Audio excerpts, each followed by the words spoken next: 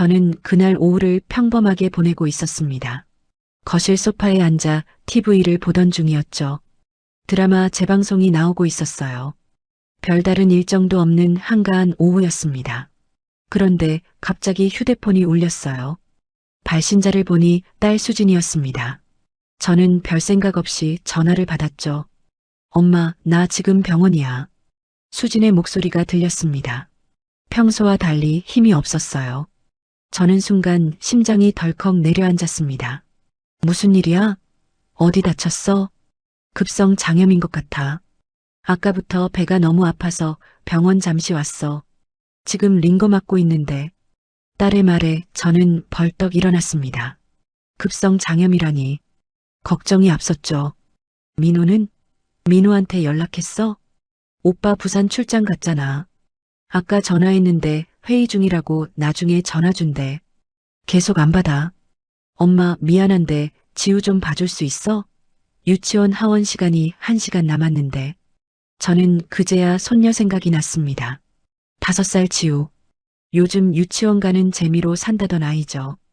저는 바로 대답했어요. 걱정하지 마. 내가 지금 바로 갈게. 지우는 내가 데리고 올 테니까 넌 링거나 잘 맞고 있어. 전화를 끊고 저는 서둘러 외출 준비를 했습니다. 가방을 챙기고 현관문을 나서는데 남편이 물었어요. 어디가? 수진이가 병원에 입원했대. 지우 데리러 가야 해. 남편도 놀란 표정을 지었습니다. 저는 더 설명할 시간도 없이 집을 나섰죠. 송파구까지는 차로 40분 정도 걸렸어요. 평소보다 교통체증이 심했습니다. 신호등 앞에 설 때마다 초조함이 밀려왔죠. 딸은 괜찮을까? 많이 아플까? 온갖 걱정이 머릿속을 스쳤습니다. 급성 장염이면 탈수가 심할 텐데 링거는 제대로 맞고 있을까? 저는 엑셀을 조금 더 밟았어요. 유치원에 도착한 건 하원 시간 10분 전이었습니다. 다행히 늦지 않았죠. 선생님께 사정을 말씀드리고 지우를 데리고 나왔어요. 지우는 제 얼굴을 보자마자 환하게 웃었습니다. 할머니, 오늘 할머니가 데리러 왔어? 그래, 지우야. 엄마가 몸이 좀 안 좋아서 할머니가 왔어. 엄마 어디 아파? 아이의 순수한 눈망울이 저를 바라봤습니다. 저는 괜히 마음이 짠했어요. 조금만 아파. 금방 나을 거야. 할머니랑 집에 가자. 딸의 집까지는 유치원에서 차로 15분 거리였습니다. 아파트 주차장에 차를 세우고 지우의 손을 잡고 엘리베이터를 탔죠. 6층에 내려 현관 비밀번호를 눌렀습니다. 딸한테 미리 물어뒀던 번호였어요. 문을 열고 들어가는 순간 저는 살짝 놀랐습니다. 집안이 평소와 달리 어질러져 있었거든요. 거실 테이블 위엔 택배 상자가 그대로 놓여 있었고요. 소파엔 빨래가 쌓여 있었어요. 신발장 위에도 먼지가 쌓여 있었습니다. 수진이는 원래 정리정돈을 잘하는 아이였습니다. 결혼 전에도 자기 방을 항상 깨끗하게 유지했었죠. 그런 아이가 이렇게 집을 어지럽게 놔둘 리 없는데 뭔가 이상했어요. 지우야, 일단 손 씻고 간식 먹자. 저는 지우를 욕실로 데려가 손을 씻겼습니다. 그리고 냉장고에서 우유를 꺼내 컵에 따라줬어요. 과자도 꺼내서 접시에 담았죠. 지우는 거실 바닥에 앉아 장난감을 가지고 놀기 시작했습니다. 지우야, 할머니가 설거지 좀 할게. 여기서 놀고 있어. 응. 아이는 대답하고 인형을 가지고 놀았어요. 저는 주방으로 향했습니다. 그리고 싱크대를 보는 순간 또 한 번 놀랐죠. 설거지가 산더미처럼 쌓여 있었습니다.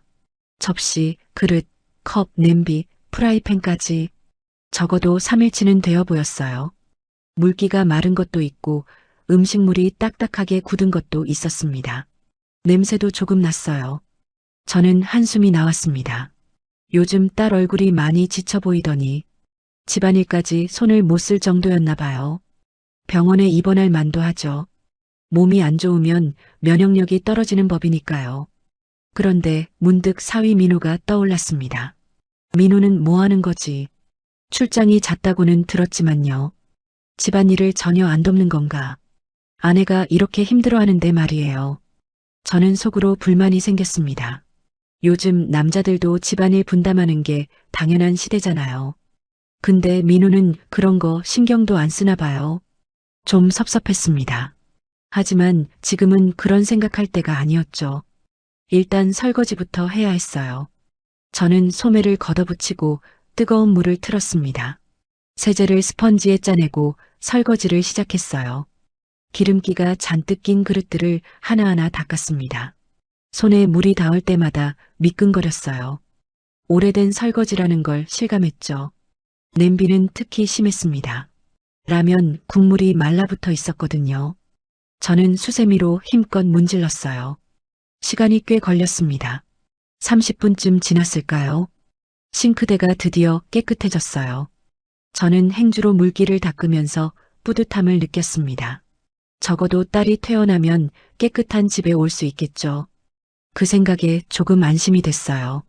저는 씻은 그릇들을 식기건조대 쪽으로 옮기기 시작했습니다. 그런데 문제가 생겼어요. 식기건조대가 이미 그릇들로 가득 차 있었던 겁니다. 컵이며 접시며 빼곡하게 놓여 있었죠. 새로 씻은 그릇들을 놓을 공간이 없었어요. 저는 주방을 둘러봤습니다. 어디 놓을 데가 없을까? 조리대 위도 이미 물건들로 차 있었어요. 전자레인지, 커피포트, 각종 조미료통들. 여기도 공간이 없었습니다. 그때 눈에 들어온 게 있었어요. 싱크대 옆에 있는 식기건조기였습니다. 회색 플라스틱으로 된 큰 기계였죠. 예전에 수진이가 말하길 그게 고장났다고 했던 것 같았어요. 하지만 임시로라도 거기에 그릇을 넣어두면 되겠다는 생각이 들었습니다. 어차피 고장나서 안 쓰는 거니까요. 보관함처럼 쓰면 되죠. 저는 식기건조기 쪽으로 다가갔습니다. 손잡이를 잡고 천천히 문을 열었어요. 삐걱 소리가 났습니다. 오랜만에 여는 것 같았죠. 안을 들여다보니 텅 비어 있었습니다. 역시 고장나서 안 쓰고 있었나 봐요. 저는 씻은 그릇들을 하나씩 안쪽에 넣기 시작했습니다. 큰 접시를 먼저 넣고 작은 그릇들을 차례로 집어넣었습니다. 공간이 꽤 넓었어요. 역시 식기건조기는 용량이 크긴 하죠. 저는 그릇들을 조심스럽게 안쪽으로 밀어 넣었습니다. 그런데 뒤쪽에 접시를 밀어 넣으려는 순간이었어요. 뭔가 걸렸습니다. 손끝에 부드러운 비닐 같은 게 만져졌죠. 저는 고개를 숙여 안쪽을 자세히 들여다봤어요. 식기건조기 뒤편 모서리에 검은 비닐봉지가 구겨진 채로 있었습니다. 구석에 밀어 넣어져 있었던 거예요. 저는 처음엔 별 생각 없었습니다. 아마 수진이가 뭔가를 잠깐 넣어뒀다 깜빡한 건가 보다. 음식물 쓰레기일 수도 있겠다는 생각이 들었어요. 저는 봉지를 꺼내려고 손을 뻗었습니다. 비닐을 잡아당기는데 생각보다 무거웠죠. 묵직한 무게감이 느껴졌어요. 음식물이 아니었습니다. 뭔가 단단한 물건들이 들어있는 느낌이었죠. 플라스틱 같기도 하고 종이 같기도 한 딱딱한 느낌. 저는 양손으로 봉지를 천천히 꺼냈습니다. 싱크대 옆 조리대 위에 올려놓고 봉지를 살펴봤어요. 꽤 두툼했습니다. 안에 뭐가 들었길래 이렇게 무거운 거지. 저는 호기심이 생겼어요. 입구가 꽁꽁 묶여 있었습니다. 저는 매듭을 풀기 시작했죠. 손가락으로 조금씩 풀어냈어요. 1분쯤 지나자 매듭이 풀렸습니다. 저는 천천히 봉지 입구를 벌렸어요. 안쪽이 보이기 시작했습니다. 첫 번째로 보인 건 USB였어요. 여러 개가 고무줄로 묶여 있었습니다. 검은색 USB, 파란색 USB, 빨간색 USB. 적어도 대여섯 개는 되어 보였죠. 그 다음엔 종이 뭉치들이 보였습니다. A4 용지처럼 보이는 종이들이 여러 장 겹쳐 있었어요. 저는 하나씩 꺼내기 시작했습니다. USB를 먼저 꺼내 옆에 놓고요. 종이들을 천천히 꺼냈죠. 통장 사본이었습니다. 한 장, 두 장, 세 장. 계속 나왔어요. 저는 그 중 하나를 펼쳐봤습니다. 은행 로고가 보였고 통장 사본이라고 적혀 있었죠. 계좌 정보가 적혀 있었습니다. 이름 부분을 봤어요. 김정호. 저는 고개를 갸우뚱했습니다. 누구지? 이 사람. 들어본 적 없는 이름이었어요. 사진 부분도 있었습니다. 통장을 만들 때 붙이는 증명사진 말이에요. 저는 사진을 자세히 봤죠. 그런데 깜짝 놀랐습니다. 사위 민호였습니다. 분명 민호 얼굴이었어요. 그런데 이름은 김정우라고 적혀 있었죠. 이게 뭐지? 왜 민호 사진에 다른 사람 이름이 적혀 있는 거지? 저는 다른 통장 사본을 펼쳐봤어요. 이명수, 이것도 모르는 이름이었습니다.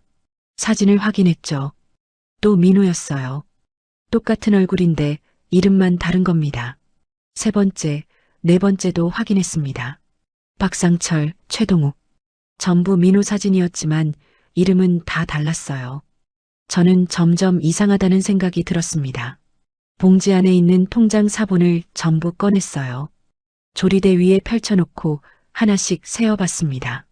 하나, 둘, 셋, 열하나, 12. 계속 세었죠. 20개가 넘었습니다. 21, 22, 23. 최종적으로 25개였어요. 전부 민호 사진이었지만 이름은 제각각이었습니다. 저는 등골이 오싹해졌어요.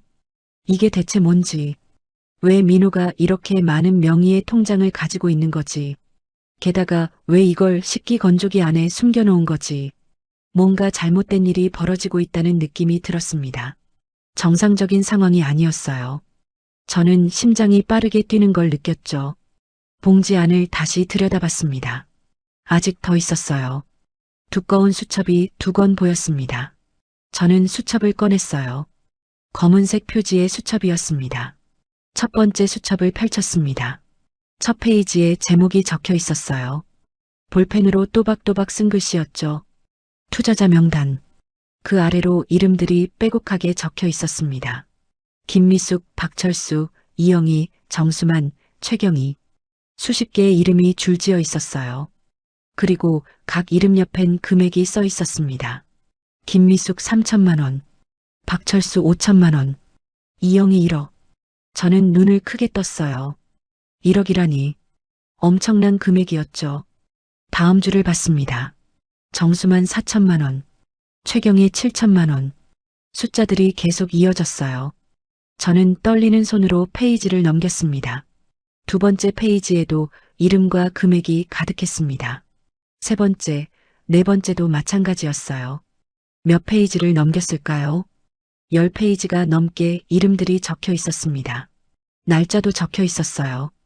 각 이름 옆에 작은 글씨로 날짜가 써 있었죠. 2023년 3월, 2023년 5월, 2023년 8월. 오래전부터 시작된 것 같았습니다. 가장 최근 날짜를 확인했어요. 2025년 2월 25일. 일주일 전이었습니다. 저는 숨이 막히는 것 같았어요. 마지막 페이지까지 다 보고 나서 저는 대충 계산을 해봤습니다. 3천만 원, 5천만 원, 1억. 숫자들을 머릿속으로 더해봤죠.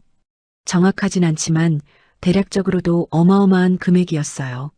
15억은 좋게 넘어 보였습니다. 어쩌면 20억 가까이 될 수도 있었죠.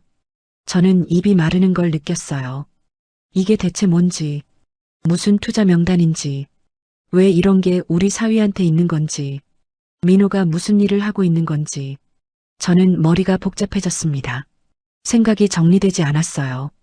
저는 두 번째 수첩도 확인해 봐야겠다고 생각했습니다. 첫 번째 수첩을 내려놓고 두 번째 수첩을 집어들었어요. 이것도 검은색 표지였습니다. 천천히 표지를 넘겼죠. 첫 페이지가 나타났습니다. 그리고 거기 적힌 제목을 보는 순간 저는 온몸이 얼어붙었어요. 처가 자산 현황. 저는 눈을 의심했습니다. 처가, 그건 저희 집을 말하는 거잖아요. 왜 이런 제목이 여기 있는 거지? 저는 급히 내용을 읽기 시작했습니다. 노원구 아파트 시세 7억. 예금 잔액 2억. 딸 수진명의 예금 8천만 원. 저희 집 재산 상황이 상세하게 적혀 있었어요. 어떻게 이걸 알았지? 민호가 조사한 건가? 다음 페이지를 넘겼습니다. 더 자세한 내용이 적혀 있었어요. 아파트 매입 시기, 대출 여부, 예금 통장 은행명까지. 제가 남편한테도 자세히 말하지 않은 내용들이었습니다. 저는 손이 떨렸어요. 왜 민호가 이런 걸 조사한 거지? 뭐 때문에? 불안감이 밀려왔습니다. 마지막 페이지를 펼쳤습니다. 그리고 거기 적힌 내용을 본 순간 저는 숨이 멎는 것 같았어요. 장모 부동산 명의 이전 유도, 담보대출 10억 실행, 3월 말 출국, 메모 형식으로 적혀 있었습니다. 계획서 같았어요. 저는 그 문장을 몇 번이나 다시 읽었습니다. 믿을 수가 없었죠. 명의 이전, 담보대출, 출국. 이게 무슨 뜻인지. 민호가 저희 아파트를 노리고 있다는 건가? 대출을 받아서 돈을 빼돌리고 해외로 도망칠 계획이란 건가? 저는 온몸에 소름이 돋았습니다. 자신과 딸이 사기꾼의 표적이었다는 사실을 깨달았어요. 그것도 가족이라고 믿었던 사위가 말이에요. 거실에서 지우의 목소리가 들렸습니다. 할머니, 나 배고파. 저는 정신을 차려야 했어요. 지금 당황할 때가 아니었습니다. 증거를 확보해야 했죠. 저는 심호흡을 했습니다. 진정하자. 일단 진정하고 생각해야 했어요. 저는 거실로 나가 지우에게 말했습니다. 지우야, 할머니가 냉장고에서 뭐 좀 꺼내줄게. 조금만 기다려. 응. 아이는 다시 인형놀이에 집중했어요. 저는 부엌으로 돌아왔습니다. 조리대 위에 펼쳐진 서류들을 다시 봤죠. 이걸 어떡하지? 일단 증거를 남겨야 했습니다. 저는 휴대폰을 꺼냈어요. 손이 떨려서 몇 번이나 놓칠 뻔했습니다. 카메라 앱을 켰죠. 그리고 통장 사본들을 하나씩 사진으로 찍기 시작했어요. 첫 번째 통장, 김정호, 찰칵. 두 번째 통장, 이명수, 찰칵. 저는 25개의 통장 사본을 전부 촬영했습니다. 흔들리지 않게 조심하면서요. 다음은 수첩이었습니다. 투자자 명단이라고 적힌 첫 페이지부터 시작했어요. 찰칵. 페이지를 넘기며 계속 찍었습니다. 이름과 금액이 적힌 모든 페이지를 놓치지 않았죠. 10페이지가 넘는 내용을 전부 촬영했어요. 마지막 페이지까지 빠짐없이요. 그 다음은 두 번째 수첩. 처가 자산 현황이라고 적힌 그 끔찍한 수첩이었습니다. 첫 페이지, 찰칵. 저희 집 자산 내역이 적힌 페이지, 찰칵. 마지막 페이지에 그 계획서, 장모 부동산 명의 이전 유도, 찰칵. 저는 이 부분을 2번 찍었어요. 확실하게 남겨야 했으니까요. USB도 찍었습니다. 여러 개가 묶인 모습을 찍고요. 각각의 USB도 따로따로 찍었죠. 나중에 경찰이 필요하다면 이것도 증거가 될 테니까요. 100장이 넘는 사진을 찍었습니다. 시간이 얼마나 지났을까요? 15분쯤 됐을 것 같았어요. 저는 갤러리를 열어 사진들을 확인했습니다. 다행히 모두 선명하게 찍혔더군요. 그때였습니다. 현관문 쪽에서 소리가 들렸어요. 딸칵. 저는 심장이 멎는 줄 알았습니다.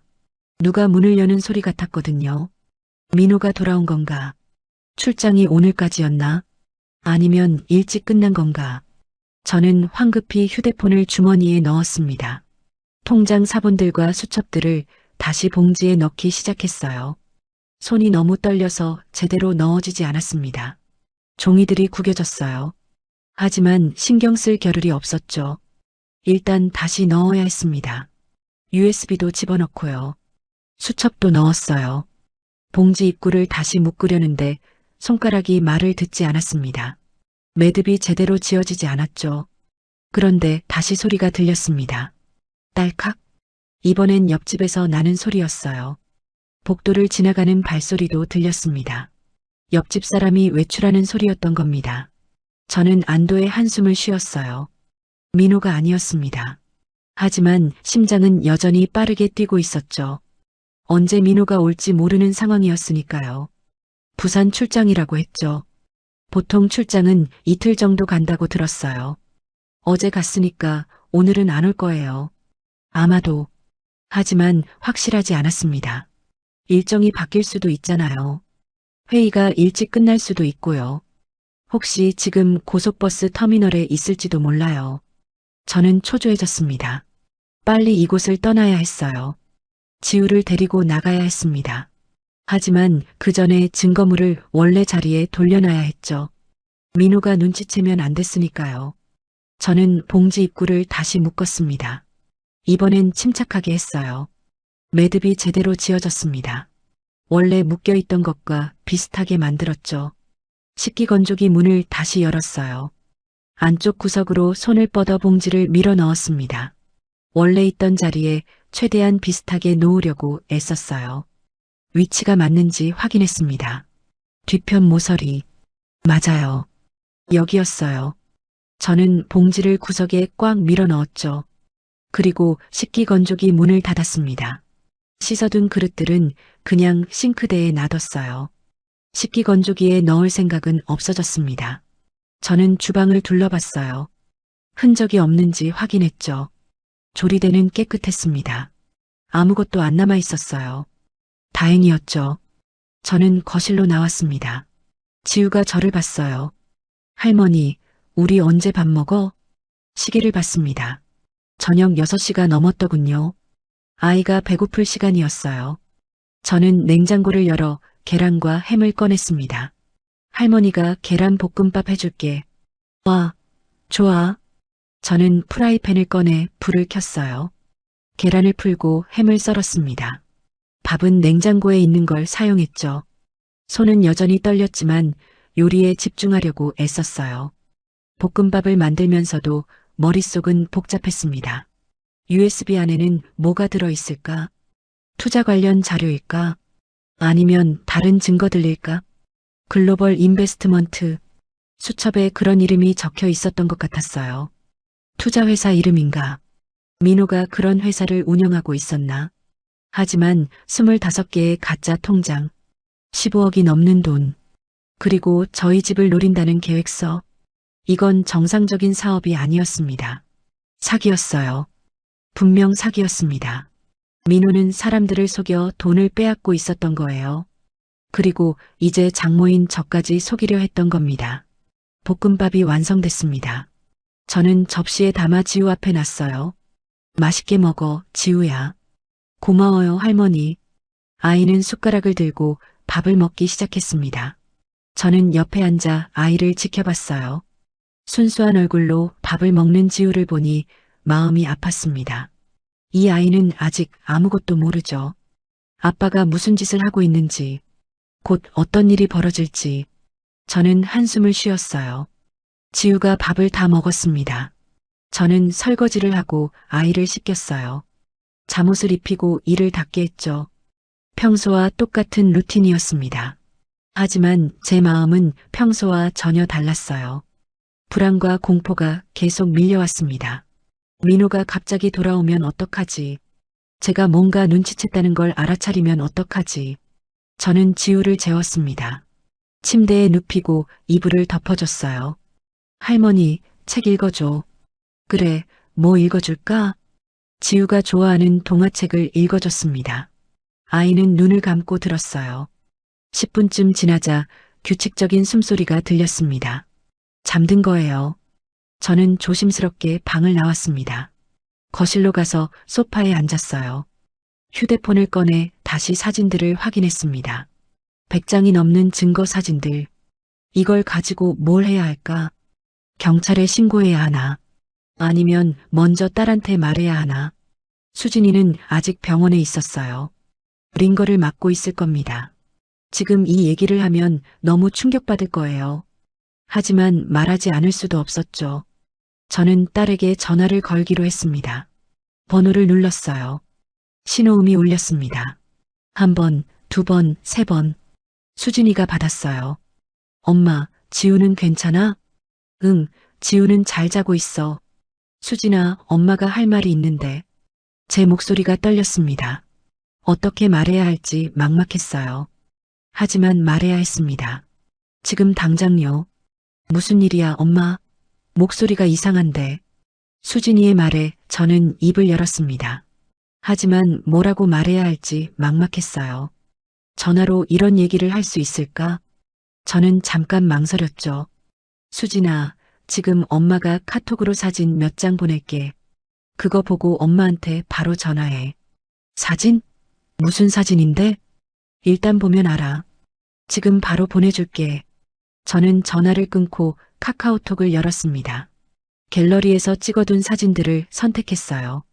통장 사본 몇 장, 투자자 명단 수첩 사진 몇 장, 그리고 가장 중요한 마지막 페이지. 처가 자산 현황과 그 계획서 말이에요. 사진을 전송했습니다. 전송 중이라는 표시가 떴어요. 1초, 2초, 3초. 전송 완료. 저는 숨을 참고 기다렸습니다. 1분쯤 지났을까요? 휴대폰이 울렸어요. 수진이었습니다. 저는 바로 받았죠. 엄마, 이게 뭐야? 이게 대체 뭔데? 수진이의 목소리가 떨리고 있었습니다. 충격받은 게 느껴졌어요. 엄마가 식기건조기 안에서 찾았어. 검은 봉지에 숨겨져 있더라. 식기건조기? 우리 집 식기건조기 안에 이게 있었다고? 그래.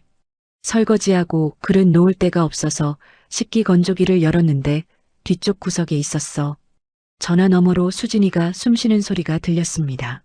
거친 숨소리였어요. 많이 놀란 것 같았죠. 민호가 이런 짓을 하고 있었다는 거야? 수진아, 이거 봐. 통장이 25개야. 전부 민호 사진인데 이름은 다 달라.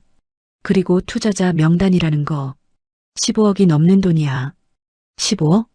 그래. 그리고 마지막에 엄마 집 자산 조사한 거 봤지? 명의 이전하고 대출받아서 3월 말에 출국한다고 적혀 있어. 수진이는 한동안 말이 없었습니다. 충격이 너무 컸나 봐요. 저는 기다렸죠. 딸이 정신을 차릴 때까지요. 엄마, 나 지금 링거 빼고 나갈게. 그리고 바로 경찰서 갈 거야. 수진아, 몸은 괜찮아?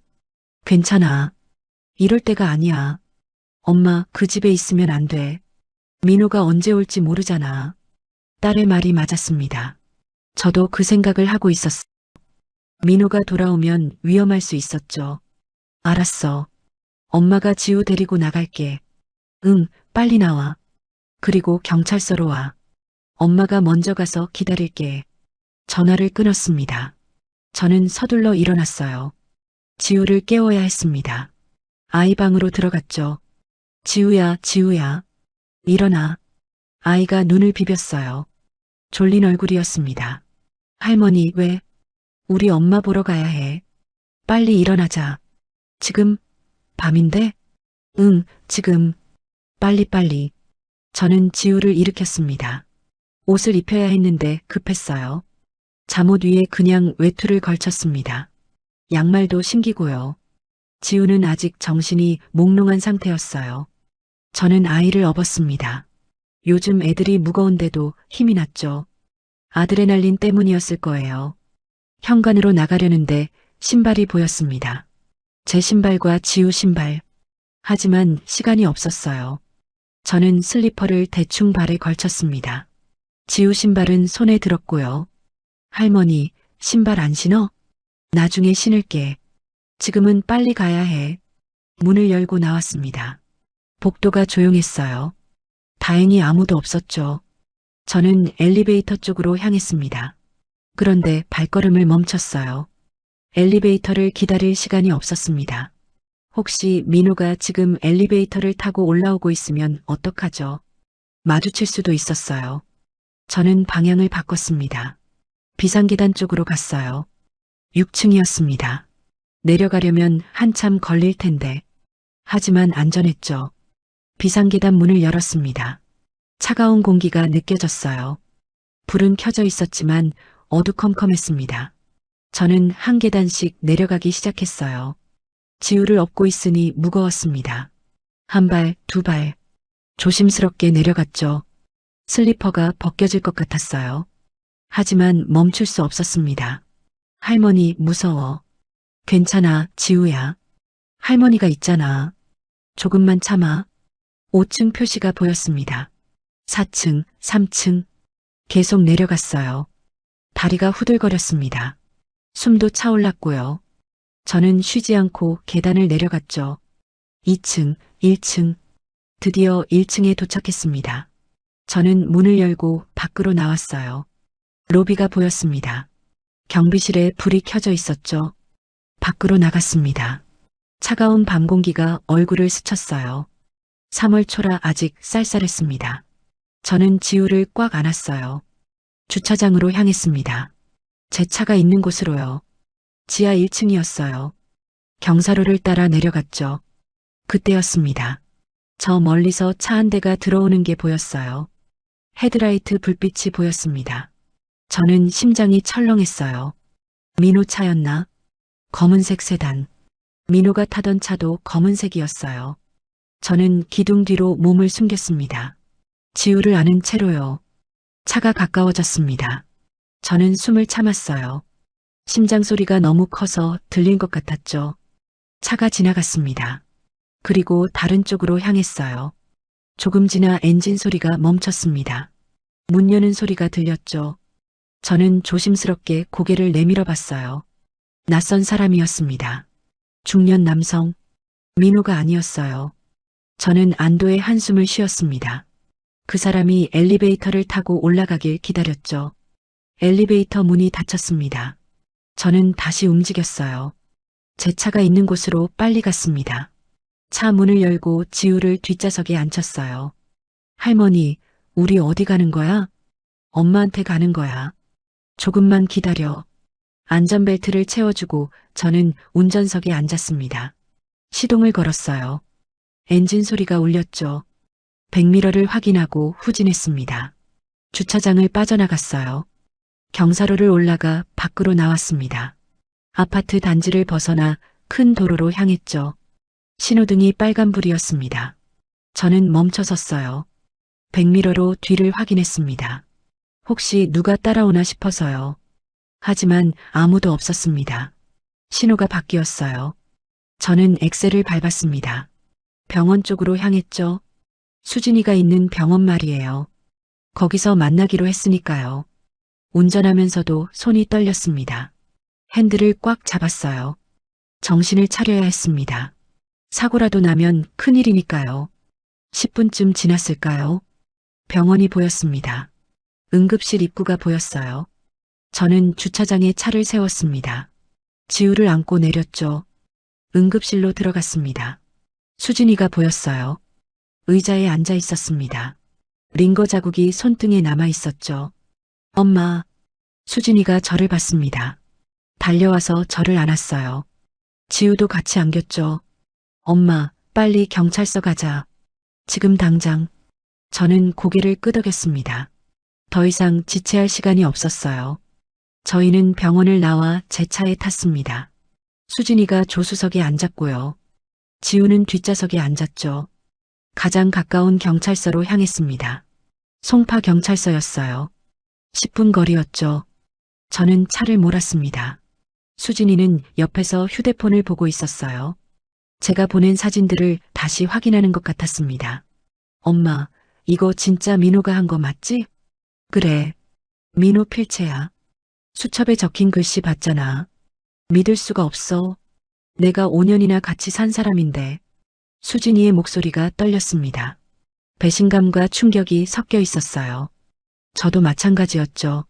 사위라고 믿었던 사람이 이런 짓을 하고 있었다니요. 경찰서가 보였습니다. 저는 주차장에 차를 세웠어요. 지우를 안고 내렸습니다. 수진이도 함께 내렸죠. 저희는 경찰서 안으로 들어갔습니다.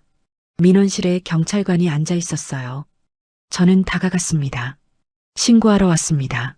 무슨 일이신가요? 사기 사건이요. 증거도 있어요. 저는 휴대폰을 꺼냈습니다.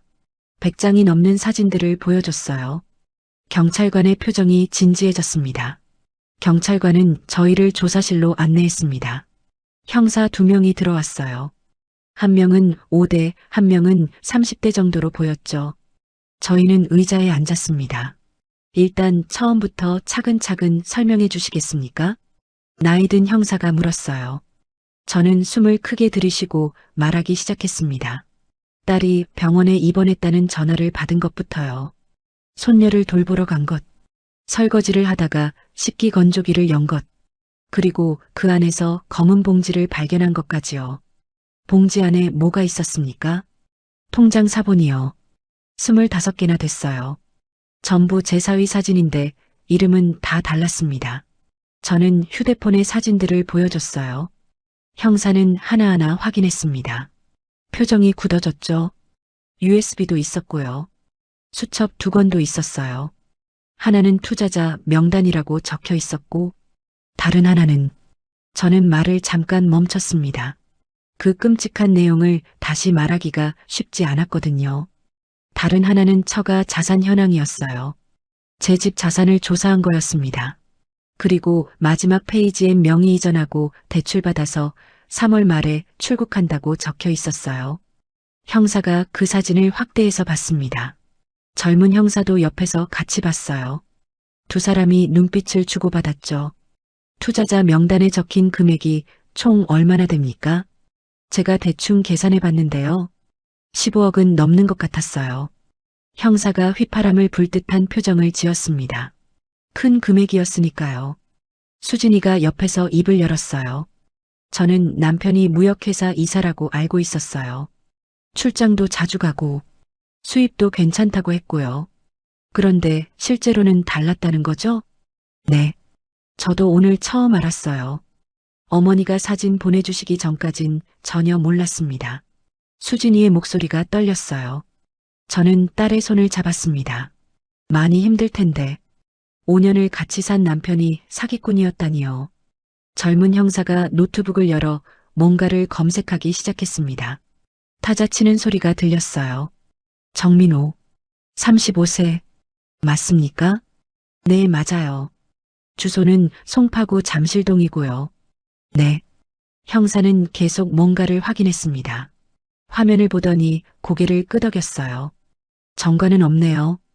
깨끗합니다. 처음 하는 건가요? 이런 짓을? 수진이가 물었어요. 형사는 고개를 저었습니다.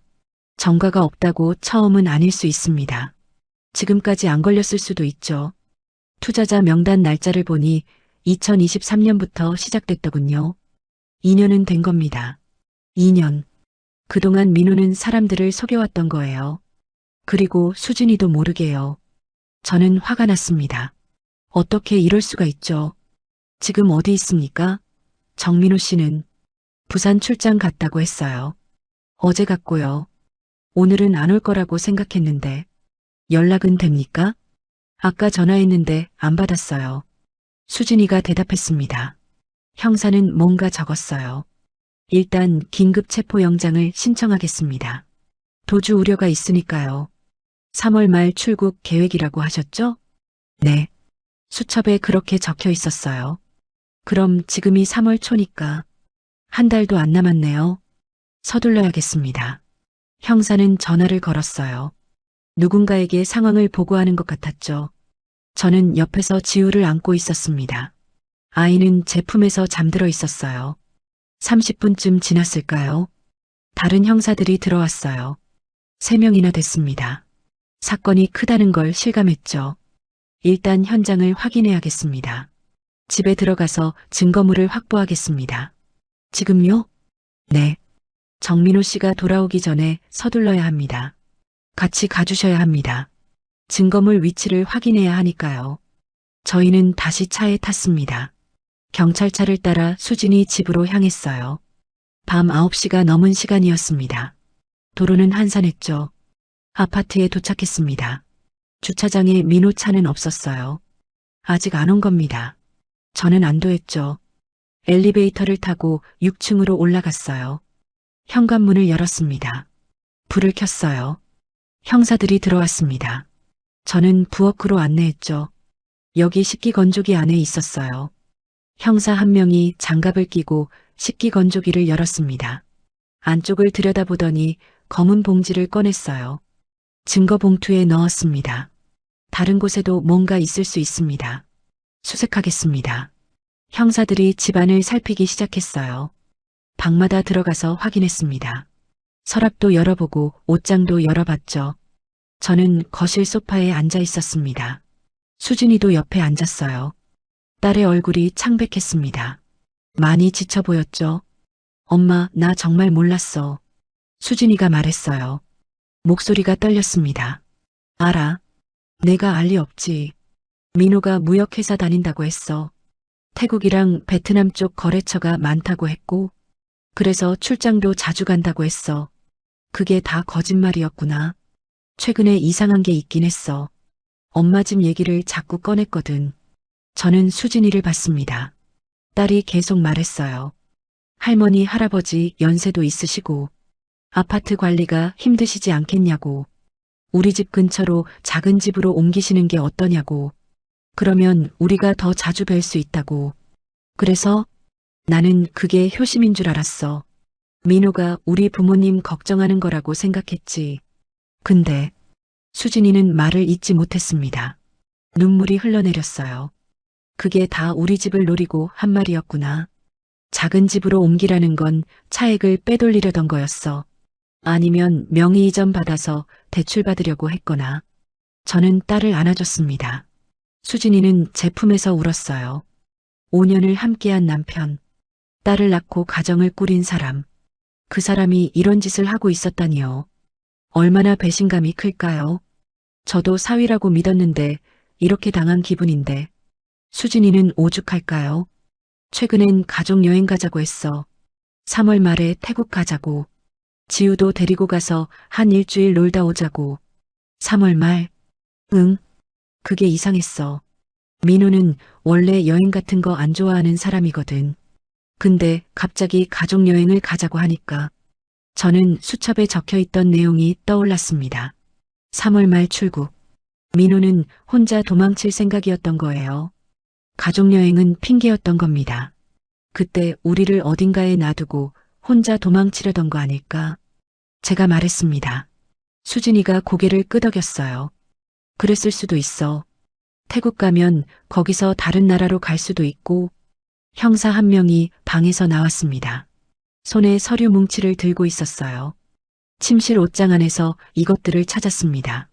계약서들이었습니다. 글로벌 인베스트먼트라는 회사 이름이 적혀 있었어요. 투자 계약서였죠.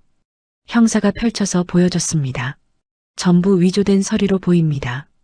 회사 등록증, 사업자 등록증, 투자 설명 자료까지. 피해자가 많겠네요. 제가 말했습니다. 형사가 고개를 끄덕였어요. 투자자 명단에 40명 넘게 적혀 있었습니다. 피해 금액도 상당할 겁니다. 40명. 그 많은 사람들이 민호에게 속았던 거예요. 저희 가족도 표적이 될 뻔했고요. 형사들은 계속 집을 수색했습니다. 1시간쯤 지났을까요? 증거물을 다 모았다고 했어요. 일단 이 정도면 충분합니다. 내일 아침에 영장 발부되면 바로 체포하러 가겠습니다. 부산에 있다고 했잖아요. 부산경찰청에 협조 요청하겠습니다. 호텔이나 숙소를 확인해서 찾아낼 겁니다. 저희는 경찰서로 돌아왔습니다. 진술서를 작성했어요. 있었던 일을 자세히 적었죠. 시간이 꽤 걸렸습니다. 밤 11시가 넘어서야 끝났어요. 저는 지우를 안고 나왔습니다. 수진이도 함께 나왔죠. 어떡하지, 엄마. 나 이제 어떻게 살아? 수진이가 물었습니다. 저는 딸의 어깨를 감싸 안았어요. 일단 우리 집으로 가자. 거기서 지내면서 천천히 생각하자. 응. 저희는 차에 탔습니다. 노원구 집으로 향했어요. 1시간쯤 걸렸죠. 집에 도착했을 땐 자정이 넘어 있었습니다. 남편이 문을 열어줬어요. 사정을 들은 남편은 놀란 표정이었습니다. 민호가 그런 짓을? 나중에 자세히 얘기해 줄게. 일단 수진이랑 지우 재워야 해. 저희는 수진이 예전 방에 침대를 폈어요. 지우와 수진이를 눕혔습니다. 두 사람 다 금방 잠들었죠. 저는 거실로 나왔습니다. 소파에 앉아 한숨을 쉬었어요. 하루가 너무 길었습니다.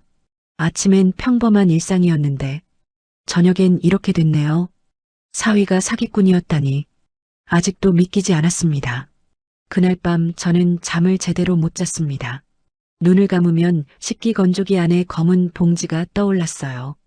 통장 사본들, 수첩에 적힌 끔찍한 계획들. 새벽 5시가 돼서야 겨우 잠이 들었죠. 아침 8시에 전화벨 소리에 깼습니다. 형사였어요. 정민호 씨 체포했습니다. 부산 해운대 호텔에 있었습니다. 저는 안도의 한숨을 쉬었어요. 드디어 잡혔구나. 도망치려고 했나요? 짐을 싸고 있었습니다. 체크아웃 직전이었어요. 위험할 뻔했습니다. 민호는 그날 오전 부산에서 서울로 이송됐습니다. 경찰 조사가 시작됐죠. 저희도 추가 진술을 하러 경찰서에 갔어요. 조사 결과가 하나둘씩 나오기 시작했습니다. 민호가 운영하던 글로벌 인베스트먼트는 실체가 없는 회사였어요. 서류는 전부 위조됐고요. 투자금은 단 한 푼도 실제 투자되지 않았습니다. 피해자는 43명이었습니다. 총 피해 금액은 18억 원. 민호는 그 돈을 개인 계좌로 빼돌렸어요. 일부는 해외 계좌로 송금했고요. 차량 트렁크에서는 위조 여권이 발견됐습니다. 민호 사진에 다른 이름이 적힌 여권이었죠. 현금 3억 원도 있었어요. 명에 도용한 체크카드도 여러 장 나왔습니다. 검찰 조사를 거쳐 재판이 시작됐습니다. 그게 6개월 후였어요. 그동안 저희 가족은 힘든 시간을 보냈죠. 수진이는 이혼 소송을 제기했습니다. 사기꾼과 함께 살 수는 없었으니까요. 민호는 구치소에서 이혼 서류에 서명했어요. 다행히 양육권은 수진이가 받았습니다. 재판날이 됐습니다. 저와 수진이는 법정에 갔어요. 방청석이 가득 찼습니다. 피해자들이 많이 왔더군요. 민호가 들어왔습니다. 수갑을 차고 교도관의 인도를 받으며 들어왔어요. 6개월 만에 보는 얼굴이었습니다. 많이 야윈 것 같았죠. 수진이가 제 손을 꽉 잡았습니다. 딸의 손이 차가웠어요. 저는 딸의 손을 감싸주었습니다. 재판장이 입장했습니다. 모두 일어났다가 다시 앉았어요. 재판이 시작됐죠. 검사가 일어나 기소 내용을 낭독했습니다.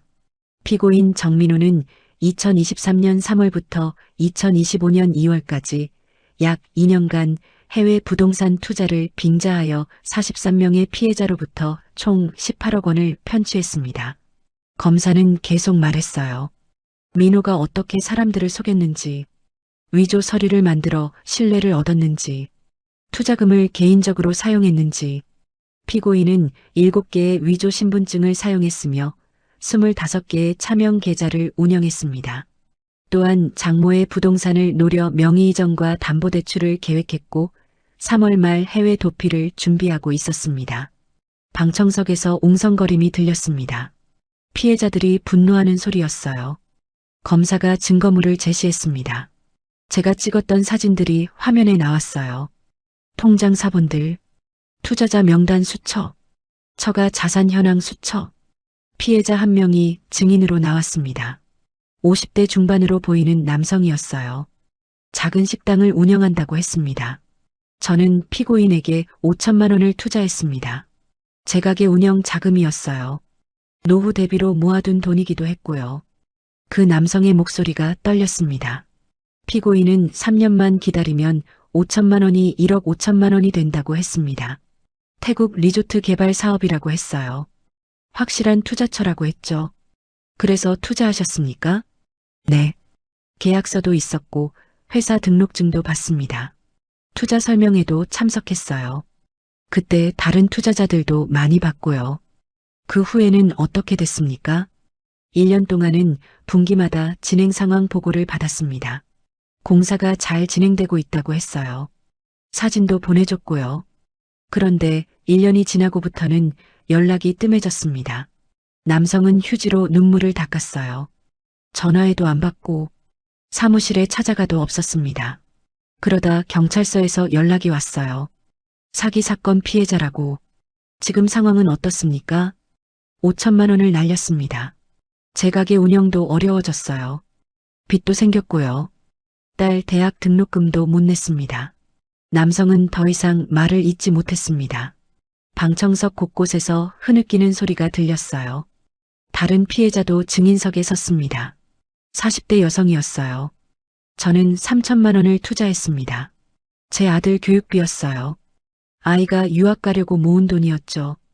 그 돈은 어떻게 됐습니까? 다 날렸습니다. 아들은 유학을 포기했어요. 제가 너무 미안해서 아이 얼굴을 볼 수가 없습니다. 여성도 울먹였습니다. 저는 가슴이 아팠어요. 저희 가족도 당할 뻔했구나. 만약 제가 그 봉지를 발견하지 못했다면 어땠을까? 민호의 변호인이 일어났습니다. 30대 정도로 보이는 남성 변호사였어요. 피고인은 투자 실패를 인정합니다. 하지만 사기 의도는 없었습니다. 실제로 투자 사업을 진행하려 했고 해외 업체와 협의도 했습니다. 검사가 반박했습니다. 위조된 서류들이 그 증거입니다. 회사 등록증, 사업자 등록증, 투자계약서 모두 정교하게 위조됐습니다. 이것이 단순한 투자 실패입니까? 변호인은 대답하지 못했어요. 증거가 명백했으니까요. 검사가 계속 말했습니다. 피고인은 차명 계좌 25개를 만들어 자금을 분산시켰습니다. 위조 여권까지 준비했고요. 이것이 투자 실패입니까? 명백한 계획적 범죄입니다. 재판장이 민호에게 물었습니다. 피고인 할 말 있습니까? 민호가 일어났습니다. 저는 사위의 얼굴을 똑바로 봤어요. 민호는 고개를 숙였습니다. 죄송합니다. 피해자분들께 사죄드립니다. 그게 다였습니다. 민호는 더 이상 말하지 않았어요. 다시 앉았죠. 재판은 몇 차례 더 열렸습니다. 증거조사와 증인 신문이 계속됐어요. 석 달이 걸렸습니다. 드디어 선고일이 됐습니다. 저와 수진이는 다시 법정에 갔어요. 이번에도 방청석이 가득 찼습니다. 재판장이 판결문을 읽기 시작했습니다. 피고인 정민호는 2년간 43명의 피해자로부터 18억 원을 편취했습니다. 이는 계획적이고 지능적인 범행입니다. 재판장의 목소리가 엄숙했어요. 피고인은 위조 서류를 제작하여 피해자들의 신뢰를 얻었습니다. 투자금은 단 한 푼도 실제 투자되지 않았고 전액 개인적으로 사용했습니다. 또한 피고인은 장모의 부동산까지 노렸습니다. 명의 이전과 담보대출을 계획했고 해외 도피를 준비했습니다. 위조 여권과 현금 3억 원이 이를 증명합니다. 재판장이 잠시 멈췄다가 계속했습니다. 피해자들은 대부분 40에서 50대 자영업자들입니다. 노후 자금과 자녀 교육비를 잃었습니다. 피해는 회복 불가능한 수준입니다. 피고인의 범행은 매우 중대합니다. 다수의 피해자에게 막대한 손해를 입혔고 가족까지 표적으로 삼았습니다. 반성의 기미도 보이지 않습니다. 재판장이 망치를 들었습니다. 피고인 정민호에게 특정경제범죄 가중처벌법 위반으로 징역 8년을 선고합니다. 추징금 15억 원을 부과합니다. 망치가 내려쳤습니다. 탕! 소리가 법정에 울렸어요. 방청석에서 박수 소리가 터져나왔습니다. 피해자들이었죠. 저도 모르게 눈물이 났습니다. 드디어 끝났구나. 수진이가 제 손을 잡았어요. 딸도 울고 있었습니다. 하지만 후련한 표정이었죠. 재판장이 덧붙였습니다. 이번 사건은 피해자 가족의 신속한 발견으로 추가 피해를 막을 수 있었습니다.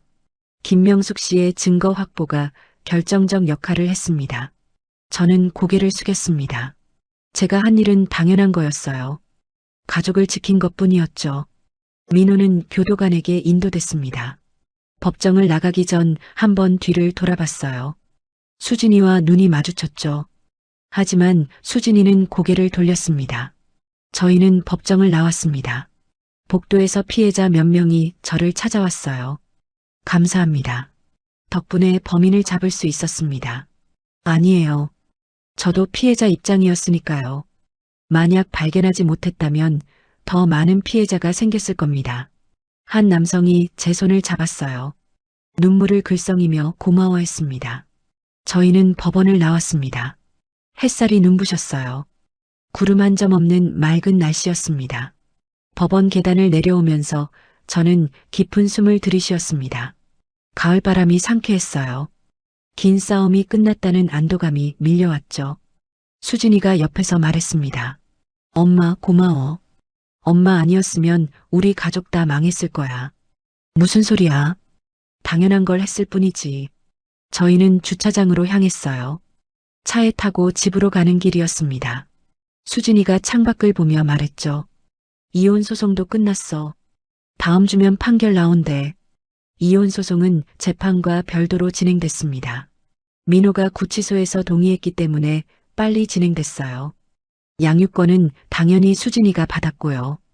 재산 분할도 수진이에게 유리하게 결정됐습니다. 잘 됐다. 이제 새 출발할 수 있겠네. 응.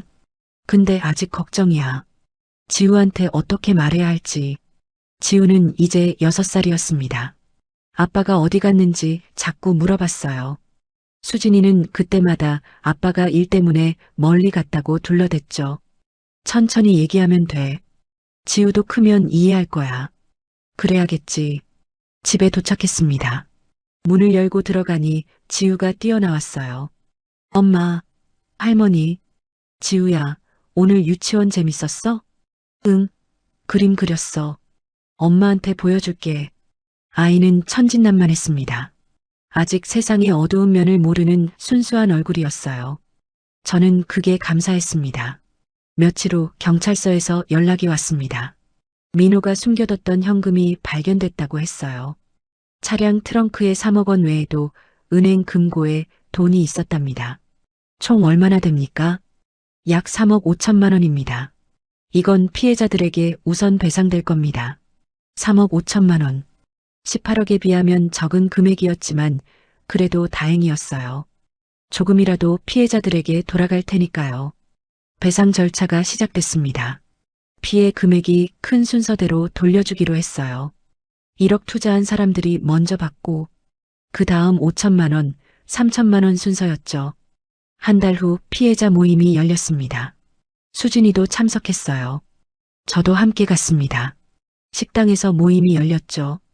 20명 정도가 모였습니다. 다들 어두운 표정이었어요. 돈을 잃은 상처가 아직 아물지 않은 것 같았죠. 한 남성이 말했습니다. 저는 아직도 가게 운영이 힘듭니다. 빚을 갚느라 허덕이고 있어요. 저도 마찬가지예요. 딸 등록금 때문에 학자금 대출받았습니다. 사람들이 하나씩 자기 사연을 털어놨어요. 모두 비슷한 상황이었습니다. 노후 자금이나 자녀 교육비를 잃은 사람들이었죠. 수진이가 일어나 말했습니다. 저는 피고인의 전 아내입니다. 정말 죄송합니다. 아니에요. 당신 잘못이 아니에요. 한 여성이 말했어요. 오히려 당신도 피해자죠. 남편한테 속은 거니까. 그래도 미안한 마음은 어쩔 수 없네요. 제가 조금만 더 주의 깊게 봤더라면 아무도 예상 못했을 겁니다. 저희도 다 속았잖아요. 사람들이 수진이를 위로했습니다. 저는 감사했어요. 딸을 탓하지 않아서요. 모임은 정기적으로 열리기 시작했습니다. 한 달에 한 번씩 만났어요. 서로의 상황을 공유하고 위로하는 자리였죠. 그러다 누군가 제안했습니다. 우리 같은 피해자를 막기 위해 뭔가 할 수 없을까요? 무슨 얘기죠? 사기 예방 캠페인 같은 거요. 우리 경험을 나눠서 다른 사람들이 조심하게 만드는 거죠. 좋은 생각이었습니다. 저희는 피해자 모임을 사기 예방 캠페인 단체로 발전시켰어요. 이름은 투자사기 피해자 연대로 정했습니다. 지역 도서관에서 강연회를 열었습니다. 수진이가 나가서 자기 경험을 얘기했어요. 어떻게 남편이 사기를 치고 있었는데 몰랐는지, 어떤 신호들이 있었는지, 가족이라도 재산 문제는 항상 조심해야 합니다. 투자 제안을 받으면 반드시 회사를 확인하세요. 금융감독원에 등록된 곳인지 확인하고요. 강연을 들으러 온 사람들이 고개를 끄덕였습니다. 메모하는 사람도 있었어요. 너무 좋은 수익률을 약속하면 의심하셔야 합니다. 3년에 300% 수익. 이런 건 현실적으로 불가능합니다. 수진이는 담담하게 말했습니다. 처음엔 떨렸는데 몇 번 하다 보니 익숙해졌어요. 강연은 인기가 좋았습니다. 입소문이 나서 다른 도서관에서도 요청이 왔어요. 수진이는 바빠졌습니다. 한 달에 서너 번씩 강연을 다녔죠. 저도 가끔 함께 갔습니다. 수진이 옆에서 제 경험을 나눴어요. 식기건조기에서 검은 봉지를 발견한 이야기, 어떻게 증거를 확보했는지, 작은 의심도 넘기지 마세요. 뭔가 이상하다 싶으면 반드시 확인하세요. 저는 강조했습니다. 저는 운이 좋았어요. 우연히 발견했으니까요.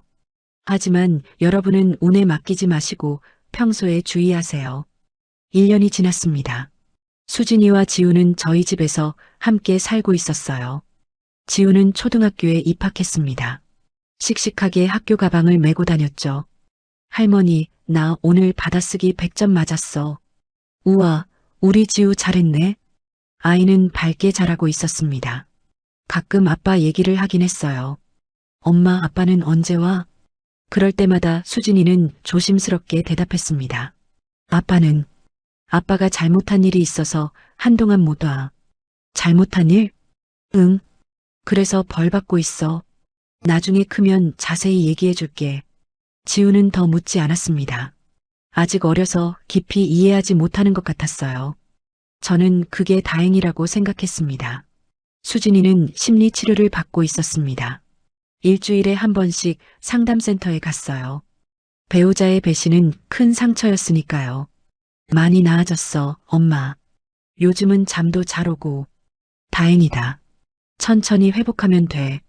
선생님이 그러시는데 내가 피해자지만 살아남은 사람이래.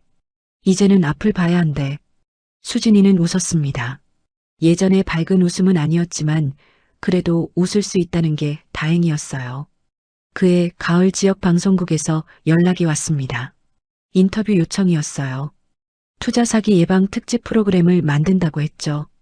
저희 사연을 방송하겠다는 거예요? 네. 많은 분들께 도움이 될 것 같습니다. 저는 수진이와 상의했습니다. 딸도 동의했어요. 저희 경험이 다른 사람들에게 도움이 된다면 좋은 일이니까요. 촬영 날이 왔습니다. 저희 집 거실에서 인터뷰를 했어요. 카메라 2대가 설치됐고요. 리포터가 질문했습니다. 언제 사위분이 사기를 치고 있다는 걸 알게 되셨나요? 딸이 병원에 입원해서 손녀를 돌보러 갔을 때였어요. 설거지를 하다가 우연히 식기건조기를 열었죠. 저는 그날을 떠올렸습니다. 그 검은 봉지를 발견했을 때의 충격, 통장 사본들을 봤을 때의 공포, 식기건조기 안에 뭐가 있었나요? 검은 봉지가 숨겨져 있었어요. 안에는 가짜 통장 사본이 25개, 투자자 명단 수첩, 그리고 우리 집 자산을 조사한 수첩도 있었습니다. 그때 어떤 생각이 드셨나요? 처음엔 믿을 수가 없었어요. 사위가 이런 짓을 하고 있다니. 그리고 우리 가족까지 표적으로 삼았다는 게 너무 충격이었죠. 어떻게 대처하셨습니까? 일단 모든 걸 사진으로 찍었어요. 증거를 남겨야겠다는 생각이 들었거든요. 100장 넘게 찍었습니다. 그 다음은요? 손녀를 데리고 급히 집을 나왔어요. 사위가 돌아올까봐 무서웠거든요. 그리고 바로 경찰서로 갔습니다. 리포터가 수진이에게 물었습니다. 남편이 사기꾼이라는 걸 알았을 때 기분이 어떠셨나요? 세상이 무너지는 것 같았어요. 5년을 함께 산 사람인데, 딸도 낳고 가정을 꾸린 사람인데, 그 사람이 저를 이용하려 했다니. 수진이의 목소리가 떨렸습니다. 지금은 어떠세요? 이제는 많이 나아졌어요. 힘든 시간이었지만 이겨냈습니다. 그리고 같은 피해를 당한 분들을 돕는 일을 하고 있어요.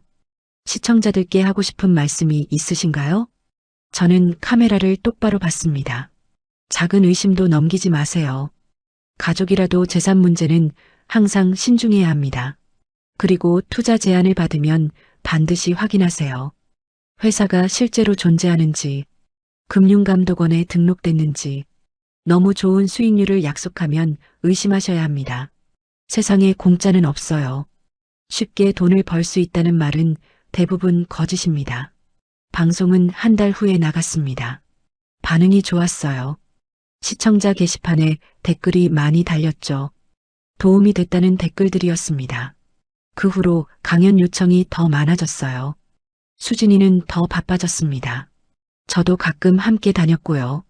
지금은 2년이 지났습니다. 지우는 초등학교 3학년이 됐어요. 밝고 건강하게 자라고 있습니다. 수진이는 새 직장을 구했습니다. 비영리 단체에서 일하고 있어요. 사기 피해자 상담을 하는 곳이죠. 자기 경험이 도움이 되는 일이라 보람 있다고 했습니다. 저는 여전히 노원구 집에서 남편과 살고 있어요. 딸과 손녀가 함께 있어서 집이 더 활기찼죠. 가끔 그날을 떠올립니다. 식기건조기를 열었던 그 순간, 검은 봉지를 발견했을 때의 충격. 만약 그걸 못 봤다면 어땠을까? 우리 가족은 재산을 잃었을 겁니다. 저희 집 아파트까지 빼앗겼을 거예요. 민호는 돈을 들고 해외로 도망갔겠죠. 하지만 운이 좋았습니다. 아니, 어쩌면 운이 아니라 제가 주에 깊게 봤기 때문일 거예요. 작은 이상함도 넘기지 않았으니까요. 지금도 저는 강연에서 말합니다. 작은 신호를 놓치지 말라고. 뭔가 이상하면 반드시 확인하라고. 그 고장난 식기 건조기가 우리 가족을 구했습니다. 아이러니하죠. 고장나서 안 쓰던 물건이 가족을 지켰다니. 저는 오늘도 감사합니다. 그날 용기 내서 봉지를 열어본 것, 증거를 남긴 것, 경찰에 신고한 것, 모든 선택이 옳았습니다. 그리고 무엇보다 가족이 함께 이겨낸 것, 수진이도 지우도 건강하게 살고 있는 것, 그게 가장 감사한 일입니다.